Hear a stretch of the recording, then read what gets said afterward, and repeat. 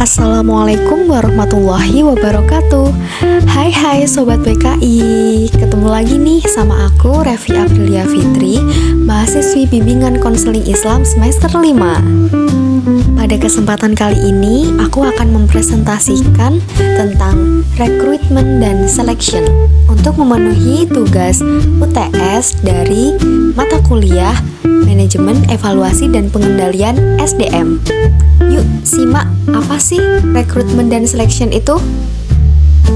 Jadi, rekrutmen adalah suatu proses mencari dan menarik calon tenaga kerja yang memenuhi kualifikasi dari berbagai sumber.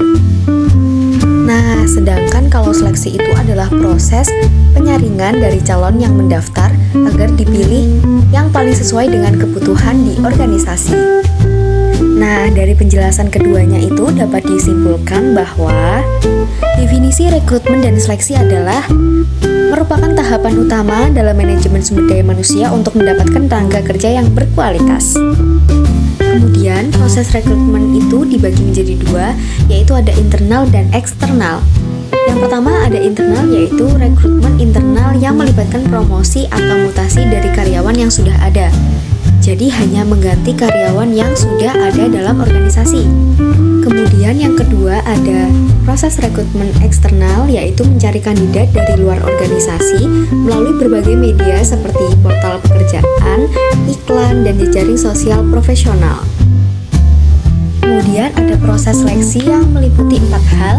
Yang pertama ada seleksi administrasi atau seleksi berkas. Kemudian ada kemampuan atau psikotes, yaitu seleksi kemampuan akademik dan psikotes.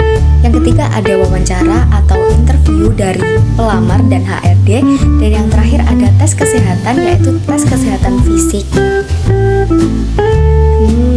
Ternyata dalam proses rekrutmen dan selection itu banyak tantangannya juga ya.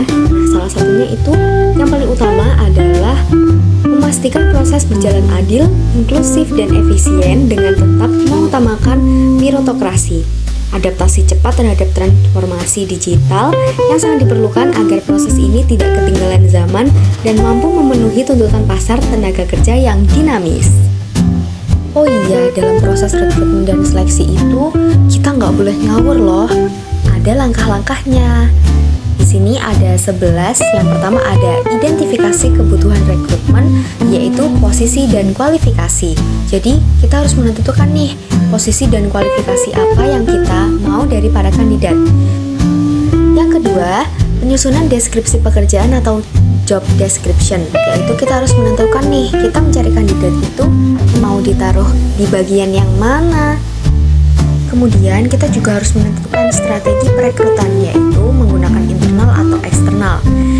Kemudian ada publikasi lowongan. Selanjutnya ada penyaringan dan seleksi pada tahap awal, yang dilanjutkan wawancara awal atau screening interview. Kemudian ada tes kemampuan dan psikologis. Dan yang selanjutnya ada wawancara dengan manajer atau pengguna dari jabatan atau teknis. Kemudian ada pengecekan referensi dan latar belakang dari kandidat. Kemudian ada pemberian penawaran kerja kepada para kandidat. Dan yang terakhir ada onboarding, yaitu training dan adaptasi kerja. Nah, itu dia tadi hal-hal yang bisa aku sampaikan tentang proses rekrutmen dan seleksi. Mungkin kalian ada yang masih bingung atau masih muter-muter ya penjelasannya. Bisa langsung tanya di kolom komentar aja ya teman-teman. Sekian presentasi dari aku. Ada kurang lebihnya, mohon maaf yang sebesar-besarnya. Billahi taufiq wal hidayah. Wassalamualaikum warahmatullahi wabarakatuh. Sampai jumpa.